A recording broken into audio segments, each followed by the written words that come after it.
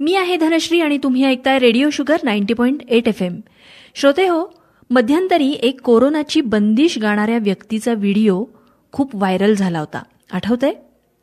कोरोनाची परिस्थिती आणि आपण घ्यायची काळजी या सगळ्या गोष्टी त्यामध्ये इतक्या परफेक्टली बसवल्या होत्या की बोलायची सोय नाही. मी आता आधी ती बंदिश तुम्हाला ऐकवते आणि मग पुढे आपण बोलूच. ना करो कहो मोरे साथ, ना करो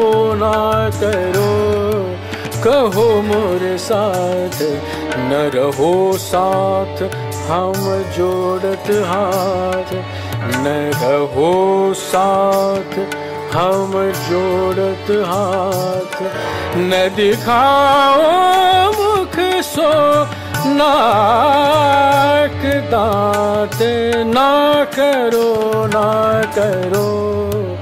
कहो मोरे साथ, ना करो वाह, क्या बात है, क्या बात है. श्रोते हो, ही बंदिश कंपोज करून गाण्याचा हा अभिनव प्रयोग करणारी व्यक्ती आहे श्रीयुत संदीप रानडे. संदीप रानडे या अवलियाविषयी एक एक गोष्टी आपल्याला जशा कळू लागतील ना, तशी एकापाठोपाठ एक असे अनेक आश्चर्याचे सुखद धक्के आपल्याला बसतील. अभिमानानं ऊर भरून येईल. काय आहे ते जगावेगळं काम जे संदीप रानडे यांनी केलं आणि ज्यामुळे ॲपल या आयफोनच्या जगप्रसिद्ध ब्रँडला त्यांची दखल घेणं भाग पडलं? याविषयी मी आधी तुम्हाला सांगणार आहे आणि त्यानंतर त्याविषयी सविस्तर बोलण्यासाठी डायरेक्ट संदीप रानडे सरांनाच मी रेडिओ शुगरच्या स्टुडिओमध्ये घेऊन येते. श्रीयुत संदीप रानडे सॉफ्टवेअर इंजिनिअरिंग पूर्ण करून पोस्ट ग्रॅज्युएशन करण्यासाठी ते US गेले. तिथं पुढचं शिक्षण घेऊन गुगलमध्ये त्यांनी नोकरीसुद्धा केली. हे करिअर उत्तम घडत असताना दुसरीकडे शास्त्रीय संगीत क्षेत्रातली घोडदौडही सुरू राहिली. पंडित जसराज यांच्याकडे भारतीय शास्त्रीय संगीताचे धडे गिरवत कलात्मकताही जपणं त्यांचं सुरू होतं. आता मला सांगा, तुमच्या आमच्यासारख्या सामान्यांची भावना या क्षणी काय असेल की आयुष्यात आणखी काय हवं, हो ना? पण हे महाशय गुगलमधल्या नोकरीला रामराम ठोकून 4-5 वर्षांपूर्वीच भारतात परत आले. सध्या ते पुण्यात स्थायिक आहेत आपल्या कुटुंबासह. दरम्यानच्या काळात त्यांनी एक भलतीच इनोव्हेटिव्ह आयडिया राबवून प्रत्यक्षात आणली. नादसाधना या नावानं मोबाईल ॲप्लिकेशन त्यांनी बनवलं. नादसाधना हे एक असं जगावेगळं ॲप आहे जे गायकाला एकाच वेळी अनेक वाद्यांची साथ संगत करतं. नाही, म्हणजे कराओके ट्रॅक नाही. अहो, हे चक्क तबला, हार्मोनियम, स्वरमंडल यासारखी एकाहून अधिक वाद्य गायकाला अकंपनी करतात. श्रोते हो, तुम्हाला सांगायला अत्यंत आनंद आणि अभिमान वाटतोय की या नादसाधनानं ॲपल आयफोनची 2021ची मोबाईल ॲप डेव्हलपमेंट कॉम्पिटिशन जिंकली आणि पहिलं बक्षीस मिळवलं. मी तर म्हणेन त्याही पुढे जाऊन एक मराठी माणूस म्हणून किंवा भारतीय व्यक्ती म्हणून ही अभिमानाची गोष्ट आहे. चला तर मग आज नादसाधनाचे निर्माते श्रीयुत संदीप रानडे स्वतः आपल्यासोबत आहेत. त्यांच्याशी गप्पा मारूया, त्यांच्याविषयी, त्यांच्या नादसाधनेविषयी अधिक जाणून घेऊया. संदीप सर, तुमचं रेडिओ शुगरमध्ये अगदी मनपूर्वक स्वागत. Thank you so much. आणि नादसाधना या मोबाईल ॲपच्या घवघवीत यशाबद्दल खूप खूप मनापासून अभिनंदन. Thank you so much. आणि आता याविषयी सर तुमच्याकडून आम्ही जाणून घेणार आहोत. सगळ्यात आधी जगप्रसिद्ध ॲपल कंपनीची ही जे काही स्पर्धा आहे त्याविषयी आम्हाला जरा सविस्तर सांगा.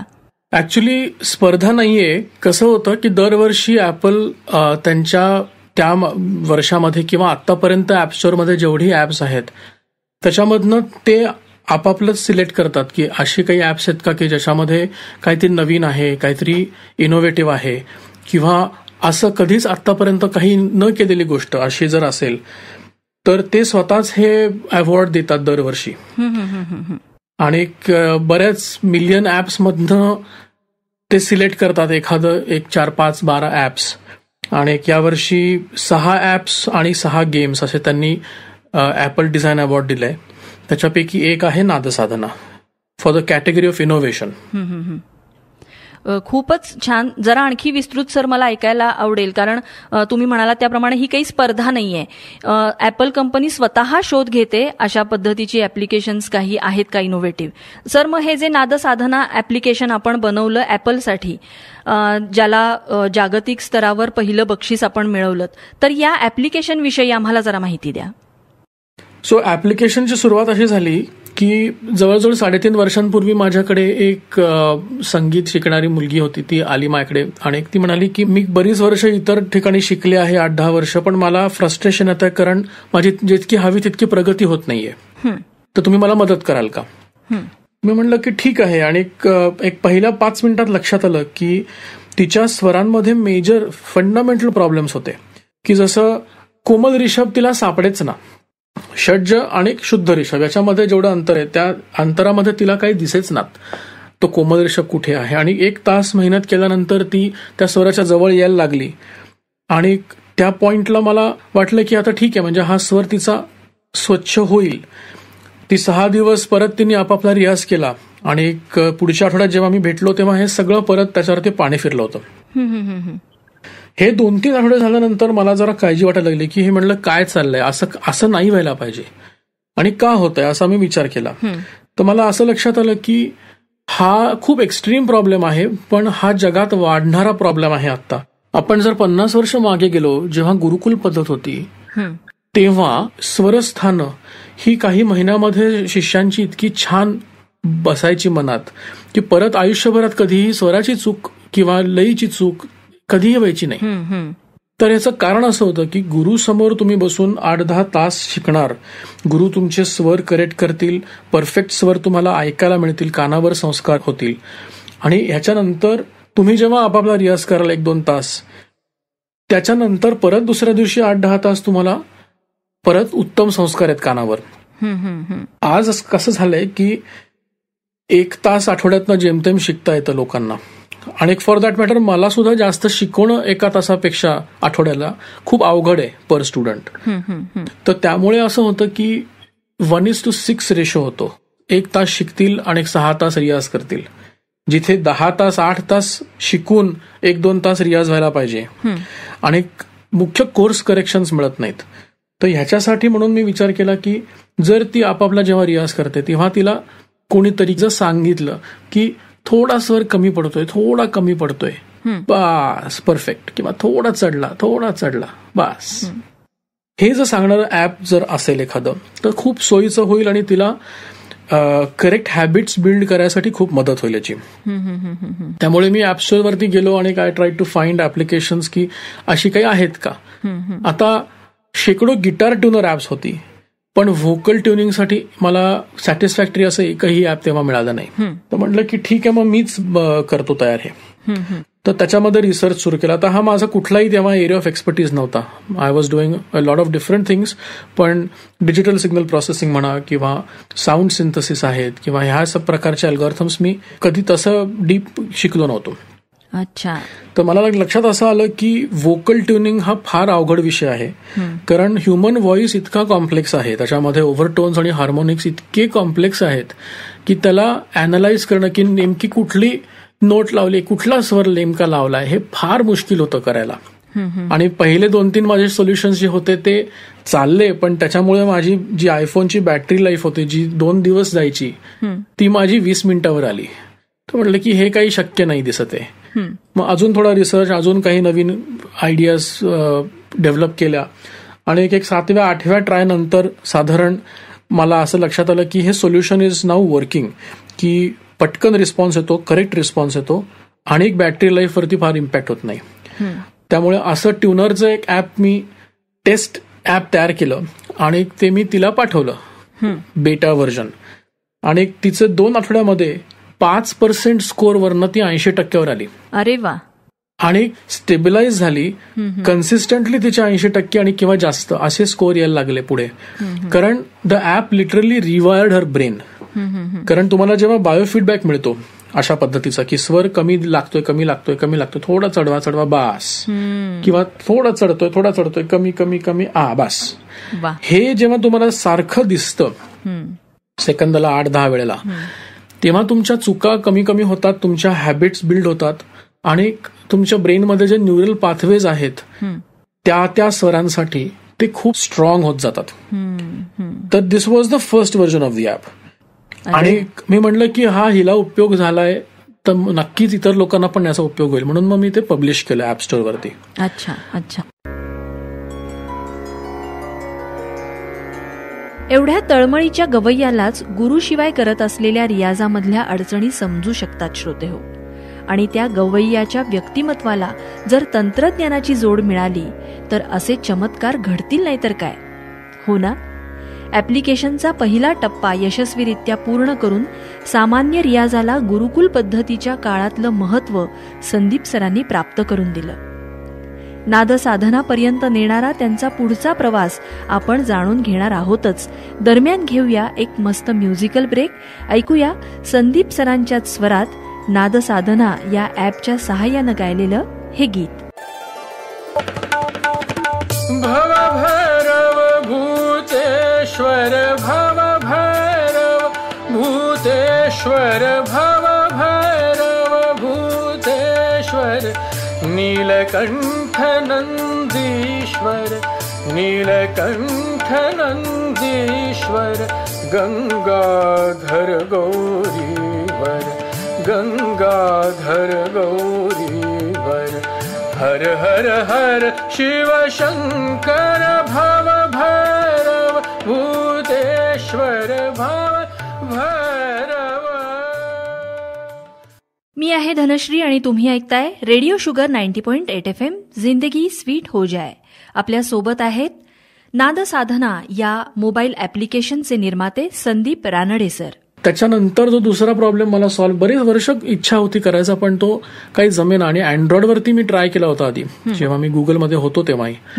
आणि तेव्हा मला लक्षात आलं की अँड्रॉइडमध्ये ऑपरेटिंग सिस्टम लेवलला एक मेजर प्रॉब्लेम असा आहे की त्याच्यामध्ये ऑडिओ डिले जो आहे, की मी ज्या पॉइंटला साऊंड प्ले करीन आणि ज्या पॉइंटला तो साऊंड ऍक्च्युली प्ले होईल ह्याच्यामध्ये 20 ते 200 मिलीसेकंडचे अंतर असू शकतं, जे बदलू शकतं कधीही. तर ह्याचा असा प्रॉब्लेम आहे की स्वरमंडलला 40 तारा आहेत. त्या 40 तारा तुम्ही छेडल्यावरती तुम्हाला 8-10 तारा 10-15-20 मिलीसेकंडला एक तारा वाजेल. त्याच्यात 20 मिलीसेकंडमध्ये तो तुम्हाला 40 मिलीसेकंडचा डिले आला तर ते खूप भयंकर लागतं कानाला. आणि त्यामुळे हे मला अँड्रॉइडवरती करणं पॉसिबल झालं नाहीये, हे टेक्नॉलॉजी अजून नाहीये. आणि म्हणून मी iOS वरती जेव्हा मी करायला घेतलं तेव्हा मला वाटलं की कदाचित होईल नाही होईल माहीत नव्हतं मला तेव्हा काय. मी म्हणलं एकदा ट्राय करूयात. आय वॉज रिअली सरप्राईज, त्याच्यावरती इतकं सुंदर ते जमलं. तर तो प्रॉब्लेम मला सॉल्व्ह करायचा होता की स्वरमंडल अकंपनिमेंटचा. आता 40 तारा चांगल्या ट्यून करायच्या असतील तर साधारण 30 मिनिटं तर जातात. परत राग बदलला की परत ते सगळं ट्यून करायला लागतं. बरोबर. आणि न ऑडियन्सेसना पेशन्स असतो तेवढा. आणि स्टेजवरती चेंजिंग कंडिशन्समध्ये लाईट्स असतात, ह्युमिडिटी कमी जास्त, टेम्परेचर कमी जास्त होते. ह्याच्यामध्ये मनासारखे ट्युनिंग होईलच प्रत्येक वेळेला असं नसतं. पण त्याचा जो माहोल आहे, त्याचा जो अँबियन्स आहे तो इतका मॅजिकल, इतका सुंदर आहे की तो मला हवा होता. कारण त्यांनी गाणं डेफिनेटली एनहान्स होतं, उसमें कुछ बात जरूर है. तर मला असं काहीतरी हवं होतं की जे बदलतं वाजवेल, जे माझं गाणं समजून वाजवेल आणि जे जसं मी वाजवलं असतं स्वतःबरोबर कॉन्सर्टमध्ये किंवा रियाजात तशा पद्धतीने माझ्याबरोबर संगत करेल. तर हा प्रॉब्लेम आधी कोणी सॉल्व्ह केलेला नव्हता. आणि there was no research, there was no literature on this. I was very desperate to solve this problem. त्यामुळे त्याच्यामध्ये मी रिसर्च करायला लागलो आणि मग एक एक करून आर्टिफिशियल इंटेलिजन्सचे मॉड्यूल्स बनत गेली की त्याच्यामध्ये क्रिएटिव्हिटी आहे की राग सेट केल्यानंतर त्याच्यामध्ये तुम्ही प्रत्येक स्वराला कुठल्या पद्धतीने तुम्ही दाखवू शकता, कुठल्या कुठल्या पद्धतीने स्वरमंडल वाजू शकता. पण स्वरमंडल वाजवण्याचे पद्धती बदलतात की नखाची पुढची बाजू आहे, मागची बाजू आहे, फास्ट आहे, स्लो आहे, एखादी स्ट्रिंग प्लग करायची आहे, स्ट्रम करायचं आहे. तर ऍस्थेटिकली राग करेक्ट कशात वाजेल, कशात क्रिएटिव्हिटी दिसेल आणि उत्तम संगत, अप्रोप्रिएट संगत कशात मिळेल, हे सगळे वेगवेगळे मॉड्यूल्स आहेत आर्टिफिशियल इंटेलिजन्सचे जे ते तयार केले मी. आणि मग स्वरमंडलचा टोन आणि साऊंड तयार करायसाठी अजून थोडंसं साऊंड सिंथेसिस आणि त्या तारांचं सगळं सिम्युलेशन करून तो शेवटी तो एका पॉइंटला असा आला की तो मला खूप मजा यायला लागली त्याच्याबरोबर गाताना.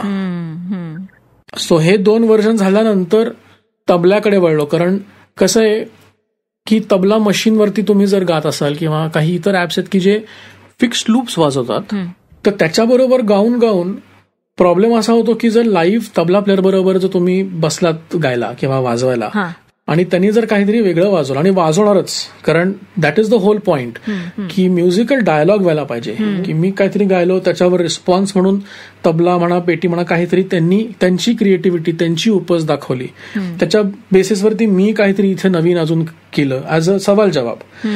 तर ह्या ज्या सगळ्या गोष्टी आहेत त्याच्यामध्ये इतकी खरं मजा यायला पाहिजे लोकांना. पण जर फिक्स्ड अकंपनीमेंट जी भीती बसते लाईव्ह तबल्याची किंवा बदलत्या तबल्याची, त्याच्यामुळे जे गाणं आहे ते 20% येतं भीतीमुळे. आणि तसं नाही व्हायला पाहिजे. गाणं पुढे जायला पाहिजे, गाणं इव्हॉल्व्ह व्हायला पाहिजे. त्यामुळे मला हा प्रॉब्लेम बरेच दिवस सॉल्व्ह करायचा होता. पण मी असा विचार केला की टेक्नॉलॉजीनी हे क्रिएट केलेले डिपेंडन्सीज जर तोडायचे झाले तर I need to create technology which will be indistinguishable from human playing. की डोळे मिटले तर नाही कळलं पाहिजे की सॉफ्टवेअर वाजवतोय की माणूस वाजवतोय. आणि मला तेव्हा सुरुवात केली तेव्हा हे पॉसिबल आहे की नाही हे मला माहिती नव्हतं आणि प्रॉबेबली नाही पॉसिबल असंच वाटत होतं मला. पण मला हा प्रॉब्लेम डेस्परेटली सॉल्व्ह करायचा होता. मला एकदा तरी ट्राय करून बघायचं होतं की याच्यामध्ये काही करता येईल का. तर ह्या निमित्ताने मला तबला, त्याची जी भाषा आहे, त्याचे जे बोल आहेत, त्याचे वेगवेगळे ताल, त्याचे ठेके, त्याच्यामध्ये खालीभरी कशी होते, त्याच्यात तुकडे, त्याच्यामध्ये कसं इम्प्रोव्हाइज करायचं, कसं नाही करायचं इम्प्रोव्हाइज, या गोष्टी सगळ्या मी रिसर्च करायला लागलो. आणि मग याचं परत वेगळे AI मॉड्यूल्स बनवले की जसं सेल्फ कंट्रोल, की अकंपनीमेंटमध्ये सोलो नाही वाटलं पाहिजे. बरोबर. आणि जसं माझा तबला शिकत गेला फ्रेजेस तसं ते सोलोकडे झुकायला लागलं AI त्याचा. आणि मग त्याला सेल्फ कंट्रोल शिकवायला लागला, मग त्याला ऍस्थेटिक शिकवायला लागले, अप्रोप्रिएटनेसचे मॉड्यूल्स होते, डायनॅमिक रिस्पॉन्सचे मॉड्यूल्स आहेत, क्रिएटिव्हिटी इम्प्रोव्हायझेशनचे मॉड्यूल्स फॉर द ताल, जसे रागात होते स्वरमंडलसाठी. असं करून तो तबला लहानाचा मोठा व्हायला लागला. आणि जसं जो शिकत गेला तसं जास्त त्याच्यामध्ये ह्युमन रिस्पॉन्सेस यायला लागले. आणि एका पॉइंटला इतकी म्हणजे मजा येते त्याच्याबरोबर गाताना की मला आता फॉर एक्झाम्पल माझे अनेक मित्र आहेत की जे अप्रतिम म्हणजे इंटरनॅशनल क्वालिटी तबला वाजवतात. आणि मलाही इच्छा आणि त्यांनाही इच्छा असेल की कधीतरी मस्त भेटून एखादं जॅम सेशन करावं, पण ते शक्य होत नाही. आणि हे पॅन्डेमिकच्या आधी होतं, कारण कॉन्सर्ट्स असतात, इतर खूप लॉजिस्टिकली खूप अवघड होतं. कधीही मला वाटलं की मला आत्ता गायचंय, मला आत्ता मूड आहे, तर तेव्हा मला कोणीतरी कंपनी चांगला माझा मित्र शेजारी राहत असेल तरी सुद्धा अवघड होतं कधी कधी. आणि आता पॅन्डेमिकमुळे तर हे खूप अजून अवघड झालंय. खरंय. पण स्टेजवरती जी मजा आहे किंवा एकत्र मिळून जी मजा आहे ती मजा घरी का नाही यावी. मला हवी ती, म्हणजे त्या म्युझिकल डायलॉग मध्ये इतकी मजा येते, इतका आनंद असतो, त्याचा थोडा अंश जरी मला घरी अनुभवता आला, this will enrich my life so much more. म्हणून मला हा प्रॉब्लेम खूप डेस्परेटली सॉल्व्ह करायचा होता. आणि एका पॉइंटला तो तबला वाढून त्याला शिकवून तो आला की तो ह्युमन रिस्पॉन्स आता मला वाटायला लागला आणि लोकांनाही तो वाटायला लागला. मग त्याच्या पुढे हार्मोनीज इंट्रोड्यूस केला ऍपमध्ये की प्रत्येक जॉनराच्या गाण्यामध्ये, लाईट असो, बॉलिवूड असो, वेस्टर्न असो, जॅझ असो किंवा डिव्होशनल असो, गझल असो, डोमरी, दादरा, याला कधी कधी कॉर्ड छान वाटतात, व्हायोलिन, पियानो, हार्मोनियम ही वाद्य ऍड केली. त्याच्यानंतर एक मला फीचर ऍड करायचं होतं की कुठेही मला जर पटकन रेकॉर्डिंग करायचं झालं आणि त्या सगळ्या वाद्यांबरोबर माझा एक ऍडिशनल ट्रॅक जो आहे व्हॉइसचा ट्रॅक, तो मला रेकॉर्ड करायचा झाला तर खूप मुश्किल होतं तेव्हा. कारण आयदर ऍपचा आउटपुट एकत्र रेकॉर्ड होतो आणि मग व्हॉइस मी वेगळा करू शकतो, पण मग त्याच्यानंतर मला तानपुरा कमी जास्त करायचा आहे, तबला थोडा कमी जास्त करायचा, हे नाही करतायत. त्यामुळे मला मल्टीट्रॅक रेकॉर्डिंगचं फीचर एक खूप दिवस डोक्यात होतं करायचं, which will allow everybody to create very high quality, म्हणजे स्टुडिओ क्वालिटी रेकॉर्डिंग्स कुठूनही, म्हणजे घरी बसून खूप रेकॉर्डिंग्स उत्तम क्वालिटीची करून पब्लिश करता येतील किंवा गुरुजींना पाठवायचं तुमच्या किंवा तुम्हाला शेअर करायचे काही फ्रेंड्स फॅमिली बरोबर, तर हे खूप उत्तम क्वालिटीला करता येतील घरी बसून, असं ते फीचर ऍड केलं.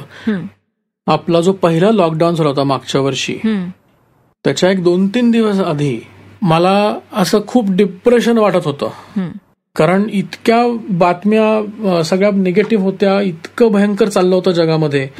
आणि ऍज अ सॉफ्टवेअर इंजिनियर किंवा गायक मी काय करू, मी डॉक्टर नाहीये, इसेन्शियल सर्व्हिस नाहीये, मी करणार काय, मदत कशी करायची लोकांची, की मला ऑप्टिमिझम वाटायला पाहिजे, मला होप हवी आहे वाटायला. आता इतकं सगळं डिप्रेशन चालू आहे, तर त्यामुळे ती जी बंदिश मला सुचली, ना करो, ती मला इमिजिएटली ऍपवरती मल्टीट्रॅक रेकॉर्डिंग करून 20 मिनिटात मी ती पब्लिश करू शकलो. आणि मी 10-15 लोकांना पाठवली ती, तो व्हिडिओ करून. आणि तिथून जो तो व्हायरल गेला, ते मग स्वतः मग A.R. रहमाननी ते त्यांच्या इंस्टाग्रामवरती शेअर केल्यावर माझ्या पायातलं सेन्सेशनच गेलं सगळं. खरंच. सो हे जेव्हा व्हायरल गेलं गाणं आणि इतक्या म्युझिकल ग्रेट लोकांनी ते अप्रिशिएट केलं, त्याचा आनंद होताच मला. की फॉर एक्झाम्पल माझे गुरुजी पंडित जसराजजी, SP बालसुब्रमण्यम, A.R. रहमान, शंकर महादेवन, मग दलेर मेहंदी, अदनान सामी, आणि मग ऍक्टिंग आणि इतर फील्ड्समध्ये खूप लोकांनी गाणं अप्रिशिएट केलं. पण सगळ्यात मला आनंद असा झाला की most of this people thought की हे माझ्याबरोबर ह्युमन प्लेयर्स वाजवत आहेत, ही सगळी साथ माझ्या कंपनीज मला देत आहेत आणि ऍप वाजवत हे त्यांना लक्षात आलं नाही. आणि त्यामुळे मला खूप आनंद झाला, कारण the technology that I had started to build, की माझा जो एम होता की this should be indistinguishable from human music, तो कुठेतरी तो जवळ गेलाय त्या गोलच्या. म्हणून मला खूप आनंद झाला तेव्हा. खूपच छान वाटतंय सर ऐकताना. हा तुमचा प्रवास इतका एक्साइटिंग आहे. ऍक्च्युली आता आमच्या समोर त्या ऍपलच्या त्या स्पर्धेच्या निमित्तानं आपलं हे खूप महत्वाचं काम, संगीत क्षेत्राच्या दृष्टीनं अत्यंत महत्वाचं काम तुम्ही केलंय आणि ते आत्ता आमच्या समोर येतंय. याची प्रोसेस किती, याच्या मागं किती काळ आणि किती मेहनत आणि किती असंतोष तुमचा याला कामी आलाय, हे तुमच्या बोलण्यातून आत्ता लक्षात येतंय. सर, किती वर्ष तुम्ही याच्या मागे आहात? अगदी पहिल्यांदा जेव्हा तुम्ही तुमच्या विद्यार्थिनीसाठी पहिलं व्हर्जन बनवलं तेव्हापासून आतापर्यंत किती काळ तुमचा यामध्ये गेलेला आहे? ऍक्च्युली ऍपचं बघायला गेलं तर 3.5 वर्ष ऍपवरती काम करतोय, पण त्याच्यामधले जे कॉन्सेप्ट आहेत काही त्याच्यावरती मी जवळजवळ किती आता 20-22 वर्ष तरी होतील. काही त्याच्यातले आयडियाज जे आहेत किंवा कॉन्सेप्ट आहेत. तुम्ही शास्त्रीय गायक आहात आणि शिक्षकही आहात. तुमच्याकडे तुमच्या बोलण्यातूनच मला समजलं की तुम्ही विद्यार्थी सुद्धा घडवताय शास्त्रीय संगीतात.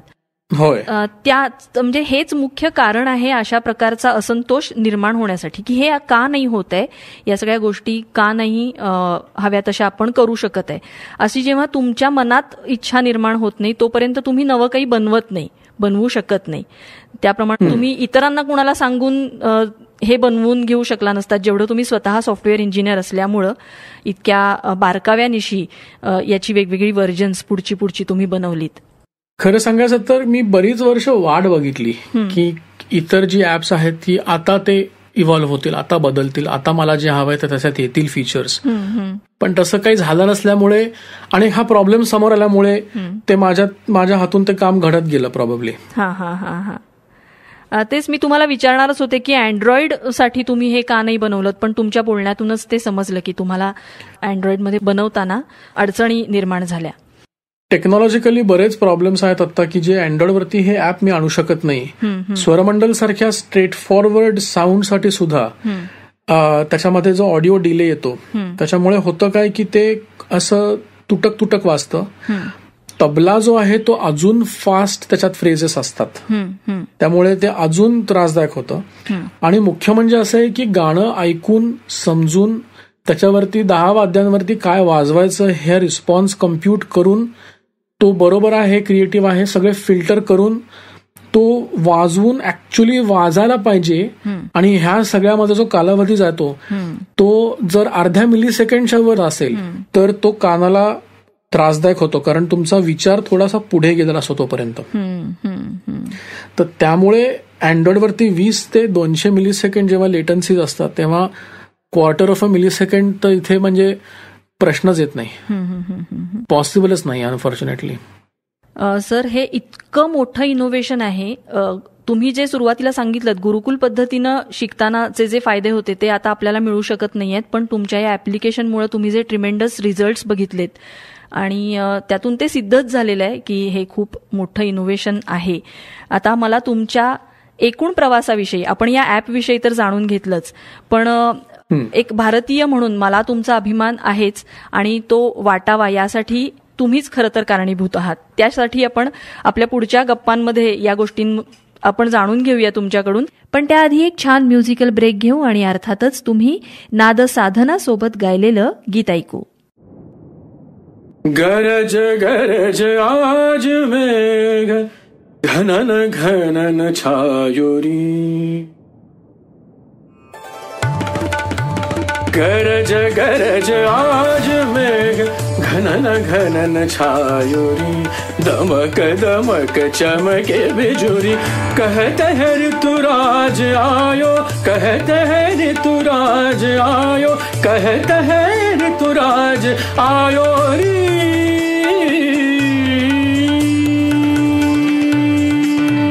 इस रुत के संग रंग हरित रंग में धरा, सब विहंग आज दंग देख रंग ये हरा.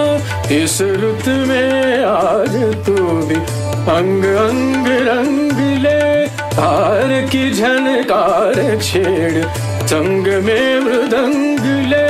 उमड़ घुमड़ काल घटा,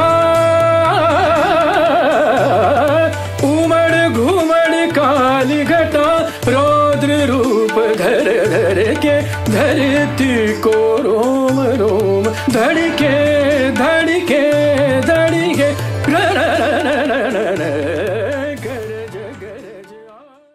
श्रोतेहो, तुमचं पुन्हा एकदा स्वागत आहे. आपण ऐकत आहात radio sugar 90.8 FM community radio station, जिंदगी स्वीट हो जाए. मी आहे आपल्यासोबत धनश्री आणि माझ्या सोबत आहेत आज संदीप रानडे सर. त्यांच्याकडून आपण त्यांच्या या आगळ्या वेगळ्या आयफोनसाठी बनवलेल्या ऍप्लिकेशन विषयी जाणून घेत आहोत आणि बऱ्याचशा गोष्टी नाद साधना या ऍप्लिकेशन विषयी सरांनी आपल्याला सांगितलेल्या आहेत. पण सुरुवातीला मी त्यांची ओळख करून देताना आपल्याला सांगितलेलं आठवत असेल की सुरुवात त्यांची जरी भारतात इंजिनियर ते झाले आणि पोस्ट ग्रॅज्युएशन करायला ते अमेरिकेत गेले. तिथं त्यांनी गुगल सारख्या कंपनीमधली नोकरी केली काही वर्ष आणि किती काळ केली हे आपल्याला तर सर सांगतीलच. पण त्यानंतर ते भारतात परत आले. तर सर, मला तुम्हाला अगदी माझं खूप कुतूहल आहे याविषयी की तुम्हाला भारतात परत यावंसं का वाटलं? 2004 मध्ये जेव्हा मी जॉन्स हॉपकिन्स युनिव्हर्सिटीला मास्टर्स करायला गेलो तेव्हाच मी ठरवलं होतं की साधारण 10 वर्षात मला परत यायचंय. आता हे तेव्हा 10 वर्षानंतर वगैरे नेहमी होतच असं नाही, पण मी तिथून मग मायक्रोसॉफ्टमध्ये काम केलं, इतर सिट्रिक्समध्ये काम केलं, VMwareमध्ये काम, इतर कंपनीजमध्ये काम करून एक स्टार्टअप पण केली आणि मग गुगलमध्ये होतो मी काही वर्ष. आणि या सगळ्या याच्यामध्ये गुगलमध्ये जेव्हा मी काम करत होतो तेव्हा आय फिगर्ड आउट की I have been the happiest that I have been in my entire journey in Google.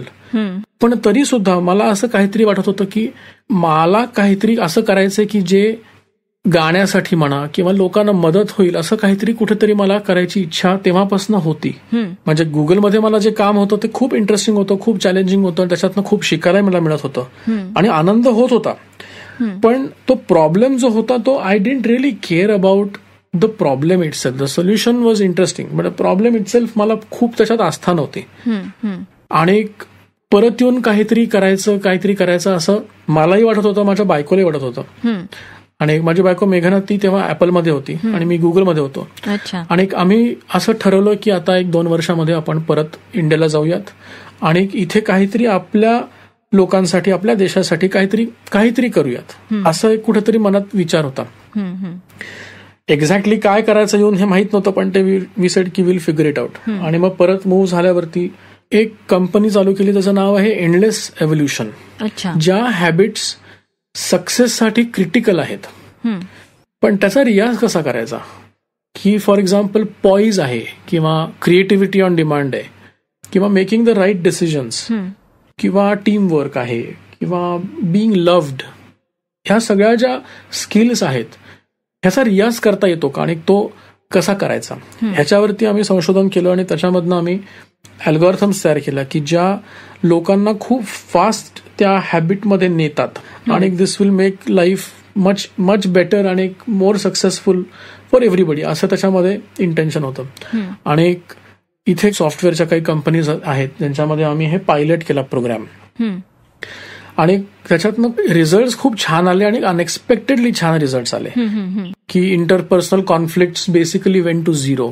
खूप इनोव्हेशनमध्ये वाढ झाली, क्रिएटिव्हिटीमध्ये वाढ झाली लोकांच्या. Meetings started getting much more enriching आणि nicer. That made us very happy आणि this was a stuff that we really wanted to do. ह्याच्यामध्ये आम्हाला काय म्हणायचं आत्मिक समाधान मिळत होतं. मग त्याच्यानंतर एक 3.5 वर्षापूर्वी आम्हाला जेव्हा ट्विन्स झाले आणि त्याच्यानंतर 2 दिवसांनी मी हे ऍप करायला घेतलं. सर, तुम्ही तुमच्या पत्नीचा उल्लेख केलात. तुमच्या या ऍप डेव्हलपमेंटच्या या प्रवासामध्ये मेघना मॅडमचा कितपत सहभाग आहे त्याविषयी पण सांगा. तिच्याशिवाय मला हे करताच आलं नसतं, कारण जो काही मला मध्ये मध्ये वेळ मिळत होता ऍपसाठी तो तिच्यामुळे मिळत होता. तिने बाकी सगळं सांभाळलं, त्यामुळे मला या ऍपवर फोकस करायला वेळ मिळाला. आणि त्याहून जास्त ते टेक्निकली आणि म्युझिकली खूप केपेबल असल्यामुळे मध्ये मध्ये मी तिला सारखा त्रास द्यायचो की हे बघ, हे जरा नवीन फीचर केलंय किंवा ही आयडिया नवीन मी ट्राय करतोय किंवा हे ऐकून बघ अकंपनीमेंटचा नवीन AI केलाय. आणि तिने खूप पेशंटली माझी साथ दिली आहे आणि I am very grateful to her for that. खरंय, एक काहीतरी ध्येय घेऊन आपण काही गोष्टी ठरवतो. म्हणजे तुम्ही सांगितलं की मी जेव्हा शिकायला गेलो तेव्हाच ठरवलं होतं की आपण परत यायचंय, पण त्यावेळेला तसं वाटणं आणि नंतर पुन्हा तसं वाटत राहणं कन्सिस्टंटली आणि त्याप्रमाणे तुम्ही आपण ठरवलेल्या गोष्टी फॉलो करणं, ह्या खूप मोठ्या गोष्टी आहेत खरं तर. पण त्या तुम्ही केल्यात. पण एक स्पष्टपणे विचारायचं तर कधीच असं वाटत नाही की परत जावं? नाही वाटत खरं म्हणजे. पण एकतर दोघांनाही आम्हाला तिथे असं कधी सेटल वाटलं नाही. आणि परत आल्यावरती एक घर पण जे आहे ते दॅट इज इरिप्लेसेबल, म्हणजे त्याला खरंच तोड नाही काही. खरंय. आणि परत येणं सुद्धा आय थिंक आमच्या दोघांचा निर्णय होता म्हणून ते झालं. जर मलाच एकट्याला वाटत असतं किंवा तिलाच वाटत असतं तर ते कदाचित झालं नसतं, कारण आमचे खूप ओळखीचे आहेत, फ्रेंड्स आहेत की त्याच्यामध्ये एकाला वाटतं परत यावं आणि एकाला नाही वाटत, आणि मग दॅट डझंट रिअली वर्कआउट. आमच्या दोघांचे विचार याच्यात खूप अलाइंड होते की परत येऊन काहीतरी देशासाठी, काहीतरी लोकांना मदतीसाठी काहीतरी करावं. हे खूप वर्ष आम्हाला दोघांनाही कन्सिस्टंटली वाटत होतं. आणि अमेरिकेत खूप शिकायला मिळालं, वर्क एथिक बघायला मिळालं, अमेझिंग लोकांबरोबर काम करायला मिळालं, अमेझिंग टेक्नॉलॉजीवरती काम करायला मिळालं. पण ह्या सगळ्यामध्ये असं लक्षात आलं की ह्युमन एव्होल्युशनसाठी आपल्या देशामध्ये इतकी पोटेन्शियल अमेझिंग लोक आहेत, इतके जिनियसेस घडणार आहेत, तर त्याच्यामध्ये काहीतरी आपल्याला मदत जर करता आली किंवा आम्ही जे शिकलोय ते इतरांबरोबर शेअर करता आलं तर आम्हाला त्याच्यामध्ये आत्मिक समाधान जास्त वाटेल असं कुठेतरी वाटत होतं. आणि that has been proven right. त्यामुळे परत आल्यावरती खूप जास्त समाधान आहे इथे. आणि आता of course world is so connected की ट्रॅव्हलिंग करून जग बघणं आणि तिथे राहणं याच्यामध्ये काही फार आता फरक उरलाय असं मला वाटत नाही. बरोबर आहे. सर, तुमचं हे जे उदाहरण आहे आजकालच्या तरुणांसमोर जे मेक इन इंडिया करू पाहतायत किंवा उलट आपण म्हणूया की ज्यांना खूप ओढ आहे परदेशात जाऊन अधिक शिकण्याची आणि अधिक समृद्ध होण्याची सांपत्तिक दृष्ट्या आणि तिथंच सेटल होण्याची, त्या लोकांसाठी हे खूप महत्वाचं उदाहरण आहे असं मला वाटतं. आपण ब्रेन ड्रेन जे म्हणतो त्याला कुठंतरी आळा बसण्यासाठी हे निश्चितच चांगलं उदाहरण मुलांसमोर असू शकेल असं आपण म्हणू शकतो. आणि कसं आहे की तुम्हाला जिथे तुम्हाला राहायचंय तिथे तुम्हाला जर आत्मिक समाधान मिळत असेल तुमच्या कामातनं, तुमच्या साधनेतनं, तर nothing like it. Of course collaborations आता जगभर इतकी सोपी झाली आहेत करायला. आणि ऑनलाईन याच्यामुळे खरंच जग हॅज बिकम कनेक्टेड. त्यामुळे wherever you want to stay तिथून तुम्हाला काम करता येईल. That is your home. आणि त्यामुळे मला असं वाटतं की कुठेतरी हुरहुर जर असेल की मला जे करायचंय ते करता येत नाहीये, बरोबर, तर लोकांना बर्नआउट व्हायची शक्यता असते की जॉबमध्ये सॅटिस्फॅक्शन म्हणा, वर्क लाईफ बॅलन्स नसेल, टॉक्सिक वर्क एन्व्हायरमेंट्स असतात. आणि I have been through all of it. आणि त्यातनं जे धडे शिकलो those were the most valuable for me in my life. आणि त्याच्यातनंच हा जो निर्णय हा अजून दृढ होत गेला की आम्हाला घरी यायचंय, आम्हाला इथे काहीतरी करायचंय जे that will make us happy and help other people in at the same time. क्या बात आहे, क्या बात आहे सर. खूपच छान वाटतंय ऍक्च्युली तुमच्याशी बोलून.